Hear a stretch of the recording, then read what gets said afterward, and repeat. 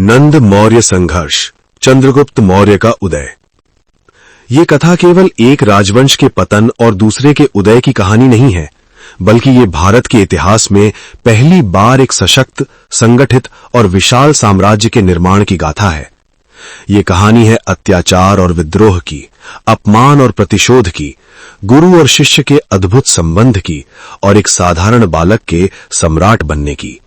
यही है नंद मौर्य संघर्ष और चंद्रगुप्त मौर्य का उदय। मगध, शक्ति का केंद्र।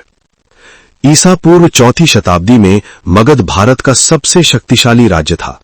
इसकी राजधानी पाटलिपुत्र गंगा, सोन और गंडक नदियों के संगम के कारण व्यापार, कृषि और सैन्य दृष्टि से अजेय मानी जाती थी। हर ओर समृद्धि थी, लेकिन इस समृद्धि के नीचे जनता का असंतोष सुलग रहा था। मगध पर शासन कर रहा था नंद वंश। महापद्म नंद को पहला महान शासक माना जाता है, जिसने क्षत्रिय राजाओं को पराजित कर विशाल साम्राज्य खड़ा किया।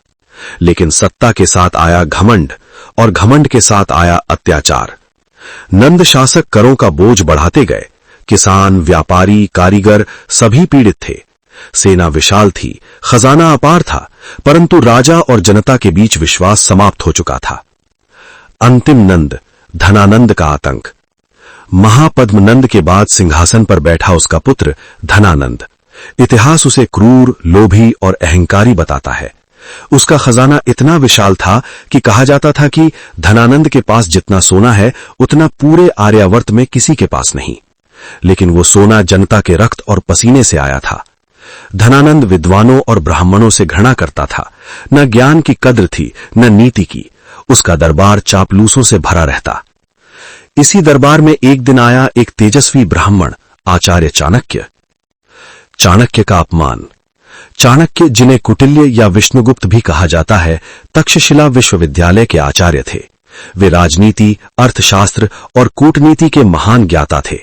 उनका उद्देश्य था मगध को एक नैतिक और संगठित साम्राज्य बनाना। जब चाणक्य धनानंद के दरबार में पहुंचे तो उन्होंने राजा को नीति और न्याय का उपदेश दिया, लेकिन धनानंद को यह सहन नहीं हुआ। उसने चाणक्य का मजाक उड़ाया, उनकी दरिद्रता पर तंज कसा और अंततः उन्हें दरबार से अपमानित कर निकाल दिया। दरबार में सबके सामने चाणक्य की शिखा पकड़कर उन्हें घसीटा गया। उस क्षण चाणक्य ने प्रतिज्ञा ली, जब तक नंद वंश का नाश नहीं कर दूंगा, अपनी शिखा नहीं बांधूंगा। यहीं से आरंभ हुआ नंद मौर्य संघर्ष का बीज। चंद्रगुप्त का बचपन, नियति की आहट। उसी समय मगध के सीमावर्ती क्षेत्र में एक बालक पल रहा था, चंद्रगुप्त। उसके जन्म को लेकर अनेक कथाएं हैं। कुछ कहते हैं वो मौर्य कुल का था, कुछ कहते हैं वो एक साधारण परिवार में जन्मा, लेकिन सभी इतिहासकार मानते हैं कि उसमें नेतृत्व की अद्भुत क्षमता थी। कहा जाता है कि बाल्यकाल में वो अपने मित्रों के साथ राजा राजा का खेल खेलता और हमेशा राजा वही बनता। उसमें साहस, निर्णय क्षमता और आकर्षण था। चाणक्य की दृष्टि जब पहली बार उस बालक पर पड़ी तो उन्होंने भविष्य देख लिया। गुरु और शिष्य का मिलन। एक कथा के अनुसार चाणक्य ने चंद्रगुप्त को एक ग्राम में देखा जहां वो बच्चों की सेना का नेतृत्व कर रहा था। उसकी आज्ञा सब मानते थे। चाणक्य ने उसे परखा, प्रश्न पूछे और उसकी बुद्धि से प्रभावित हुए। उन्होंने चंद्रगुप्त को अपने साथ तक्षशिला ले जाने का निर्णय लिया। वहीं आरंभ हुई एक कठोर साधना, शारीरिक, मानसिक और बौद्धिक। चंद्रगुप्त को शस्त्र विद्या, राजनीति, इतिहास, कूटनीति और शासन कला सिखाई गई।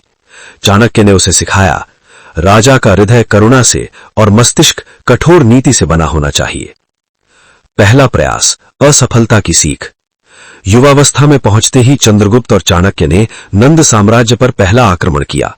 उन्होंने सीमावर्ती क्षेत्रों में विद्रोह भड़काया और सेना संगठित की, लेकिन मगध की विशाल सेना और सुदृढ़ किलेबंदी के सामने वे टिक न सके। चंद्रगुप्त को पराजय मिली, उन्हें पीछे हटना पड़ा। यह पराजय निर्णायक थी। चाणक्य ने कहा, सीधे केंद्र पर आक्रमण मूर्खता है, पहले जड़ों को काटो। रणनीति का जाल। अब उन्होंने नई नीति अपनाई।